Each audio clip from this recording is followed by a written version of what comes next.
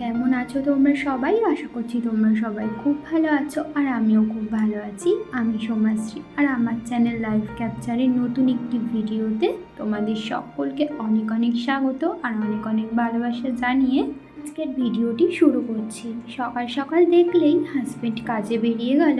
ঘড়িতে এখন সময় সকাল ওই 6:45 মতো।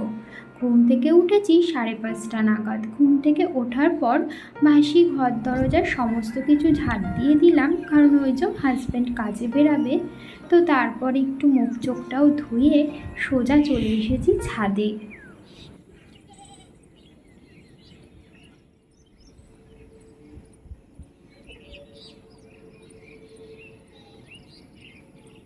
আর ছাদে এসে না এত দারুণ লাগছিল চারিদিকের পরিবেশটা দেখে, আর সূর্যটা দেখে যে এত সুন্দর লাগছিল। চারিদিকে পাখি ডাকছে আর তার মাঝখান থেকে সূর্যটা হালকা হালকা করে বেরাচ্ছে।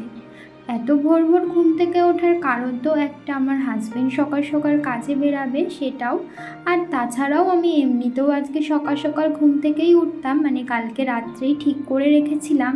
তার কারণ এই যে ভেবেই রেখেছিলাম 2-3 দিন ধরে যে আজকে ছাদটা ঝাড় দেবো, কারণ কালকেই যেহেতু মহালয়, তো মহালয় পড়ে গেলে তো এই পরিষ্কার ঘরদোর পরিষ্কার তো আর করা যাবে না, তো আজকেই যা করার করে নিতে হবে।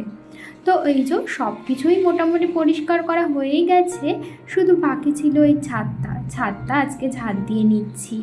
তো দেখতেই পেয়েছিলে যে ছাদে কত নোংরা ছিল। অনেক দিনই ছাদ ভালো করে ঝাড় দেওয়া হয় না। তো দেখতেই পেলে কথা বলতে বলতে ওই একদম ওপরের ছাদটা কিন্তু আমার ঝাড় দেওয়া হয়ে গেছে। একদম উপর থেকে শুরু করেছি, ওপরটা করতে করতে এখন এই যে সিঁড়িটা ঝাড় দিতে নিচে যাচ্ছি।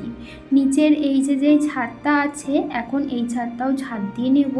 আর এই ছাদটা তো দেখতেই পাচ্ছ কি পরিমাণ নোংরা জমেছে, মানে বৃষ্টির জল পড়ে পড়ে জমে না পুরো শ্যাওলা ধরে গেছিলো। আর এই কদিন তো সমানেই বৃষ্টি হচ্ছিল, জলটা না শুকালে না এগুলো মানে ছাদটা আমি ঝাড়ই দিতে পারছিলাম না। তো এই কয়দিন টানা আবার রোদ উঠলো, তো ছাদটা বেশ শুকিয়ে গেছিলো, তাই ভালো করে না আজকে ঝাড় দিয়ে নিচ্ছি। আর দেখতেই পাচ্ছ কত ময়লা বেরাচ্ছে, আর একটা বস্তার উপরে না আমি ওই বেলচাটা দিয়ে তুলে তুলে বাইরে ফেলে দিচ্ছিলাম ময়লাগুলো।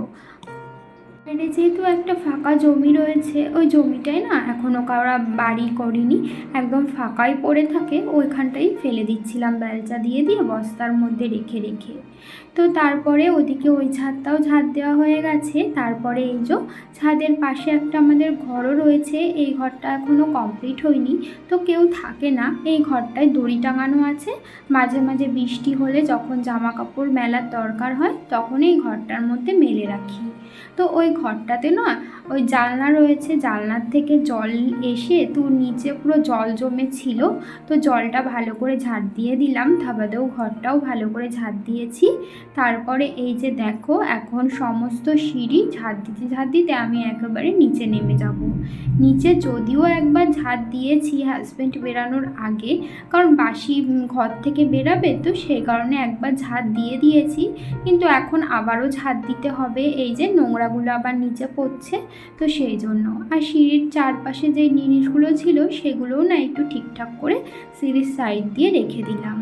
আর এই যে সিঁড়ির রেলিংগুলো দেখছো, এগুলো না আমি আগেও একদিন ঝুল যেদিন ঝেড়েছিলাম, মানে ঘরের ঝুল যেদিন ঝেড়েছিলাম সেদিন না ভালো করে রেলিংগুলো পরিষ্কার করেছিলাম ওই ঝাঁটা দিয়ে যেটুকু সম্ভব সেটুকু। তো আজকে আবারও একটুখানি ঝেড়ে নিলাম। মাকড়সার ঝুল না, মানে আজকে তুমি পরিষ্কার করবে, কালকে দেখবে মাকড়সা আবার ঝুল বেঁধে দিয়েছে, মানে রোজ দিনই পরিষ্কার করা দরকার। তো যাই হোক, এদিকে দেখো আমি সমস্ত জায়গা একদম উপর থেকে নিচ অবধি ঝাড় দিতে এসেছি। দেখে মনে হচ্ছে কয়েকটা মিনিটের মধ্যে আমার হয়ে গেল, কিন্তু না, এটা করতে না আমার প্রায় 1-1.5 ঘন্টা সময় লেগেছে। বুঝতেই পারছো, দুটো ছাদ ঝাড় দেওয়া, তারপরে আবার একটা ঘর ঝাড় দিয়েছি, মানে ছাদের পাশের যে ঘর, তারপরে ওই সিঁড়িগুলো ঝাড় দেওয়া। ভোরেই গেছিলাম ছাদটা ঝাড় দিতে, তার কারণ রোদ উঠে গেলে না আরও বেশি কষ্ট হতো। এমনিতেও পুরো মানে ছাদ ঝাড় দিতে হাত দিতে রোদ উঠে যাচ্ছিল হালকা হালকা, তাতেই না পুরো ঘেমে জল হয়ে গেছে সারা গা হাত পা। আর এখন দেখো ঘরটা তো আমি আগেই মুছে রেখেছিলাম, আর এখন ওই যে ঘরের সামনেটা মুছে নিলাম ভালো করে। তারপরে এই যে ঘরের সামনে যেই ফাঁকা জায়গাটা আছে উঠান মতো, সেটা জল দিয়ে না ভালো করে একটু ধুয়ে দিলাম।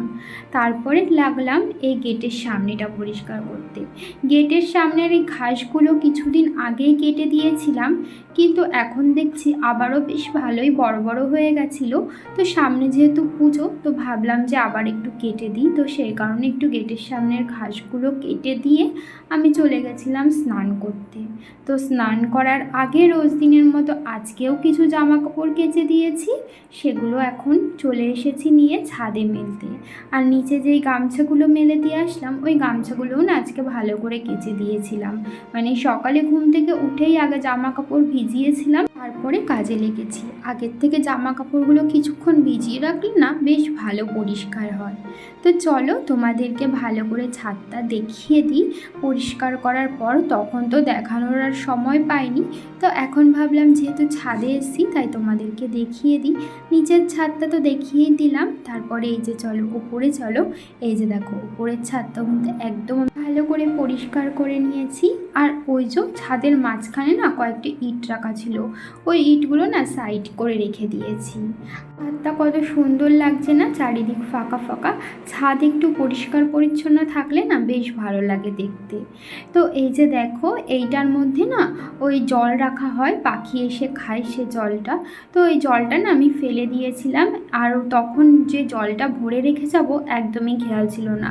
তো এখন ছাদে গিয়ে পাত্রটা দেখে মনে পড়লো যে জলটা ভরে রেখে যায়, তাই এখন এক পাত্র জল ভরে ওখানে রেখে পাখিদের জন্য। তারপরে তো ওই ছাদের ঘরটাও দেখলে পরিষ্কার করে নেবার পর কেমন লাগছে তোমাদেরকে একটুখানি দেখিয়ে দিলাম। তো তারপরে সোজা চলে এসেছি নিচে। নিচে এসে ঠাকুরের বাসনগুলো মেজে নিয়েছি, তারপরে ঠাকুর ঘরটাও মুছে নিলাম। এদিকে মা বসিয়ে দিয়েছে রান্না, করছিল উচ্ছে ভাজা আর করবে সোয়াবিন আলুর তরকারি। এদিকে আমার ছেলের ঘুম থেকে উঠে গেছিলো, তাই ওর জন্য খাবার বানিয়েও নিচ্ছিলাম। ওকে খাইয়ে দাইয়ে তারপরে এসেছিলাম পুজো দিতে। এই যে দেখো আমি সমস্ত কিছু গুছিয়ে নিয়েছি, এখন আরতিটা করে নেব।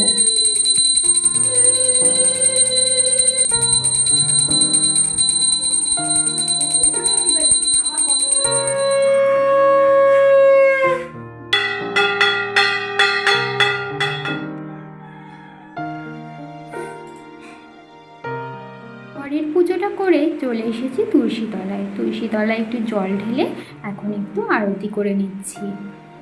আর এখানে দেখো এই পায়রাটা না তারটার উপরে বেশ খানিকক্ষণ সময় ধরে বসে রয়েছে।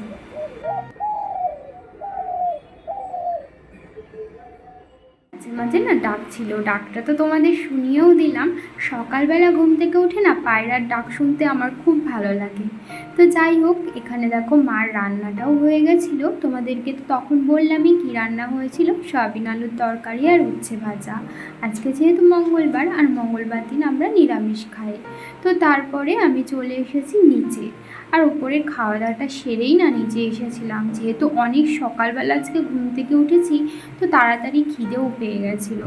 তো খেয়ে দিয়ে তারপরে এই যে বাদবাকি কাজগুলো করতে লেগেছি। ওই যে ঠাকুরের কিছু কাপড় ছিল সেগুলো ধুয়ে মেলে দিলাম। আর তারপরে এই দেখো আজকের বিছানাটা না এখনও তোলা হয়নি, মানে বাসি বিছানা। কারণ কি বলো তো, আমার ছেলে যেহেতু ঘুমাচ্ছিল, আর যখনও ঘুম থেকে উঠেছে না তখন আমার বিছানা তোলার সময় ছিল না, তো সেই কারণে আর বিছানাটা তুলতে পারিনি। তাই এখন হাতের সমস্ত কাজ সেরে এসে বিছানাটা তুলে নিলাম। তো তারপরে আমার ছেলের দুধটা জালে বসিয়ে দিয়েছিলাম, আর দোকান থেকে একটা দই নিয়ে এসেছিলাম আমার ছেলেকে খাওয়াবার জন্য। তো ওইদিকে দুধটা জালে বসিয়ে ছাদে চলে এসেছি। ছাদ থেকে না জামা কাপড়গুলো তুলে নিচ্ছি, কারণ নিচের না সমস্ত কাজবাজ সারতে সারতে জামা কাপড়গুলোও শুকিয়ে গেছিলো একদমই, কারণ আজকে বাইরে বেশ ভালোই রোদ দিয়েছিল সকাল থেকে। তো জামা কাপড় তুলে নিচে এসে দেখছি দুধটা উতলে গেছে। দুধটা নামিয়ে রেখে চলে আসলাম নিচে এসে জামা কাপড়গুলো ভাঁজ করে নিলাম, আর কিছু জামা কাপড় একটু একটু ভিজা ছিল সেগুলোই গেটের সামনেটা দিয়ে দিলাম। আর এরই মাঝে কিন্তু আমার ছেলেকে স্নান করানো খাওয়ানো সবটাই করেছি। আর দুপুরবেলা ওকে নিয়ে একটু শুয়েছিলাম, আর এখন হয়েছে সন্ধ্যাবেলা ওকে একটু পড়াতে নিয়ে বসেছি। ও পড়তে বসলে যে কত ঢং করে সেটা তোমরা ভিডিওতে দেখে নাও। 9 নবগ্রহ, 10 1 2 2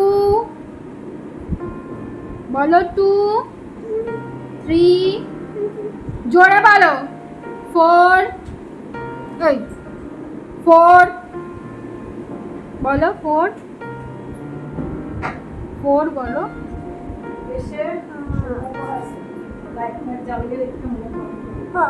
আগে বলো 4 বলো 4 5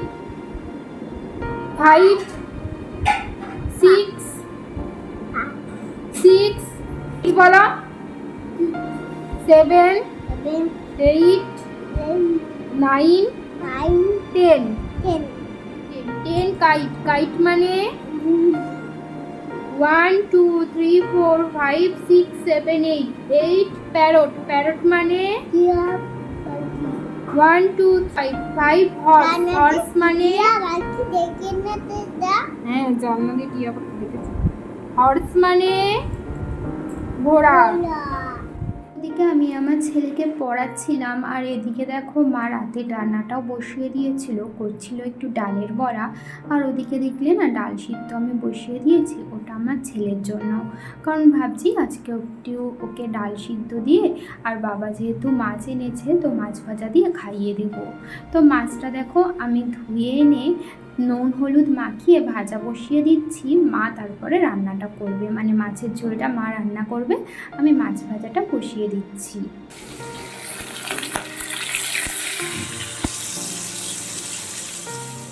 এই দেখো রাতের ডিনার আমাদের একদমই কমপ্লিট। এখানে রয়েছে মাছের ঝোল, ভাত আর ডালের বড়া।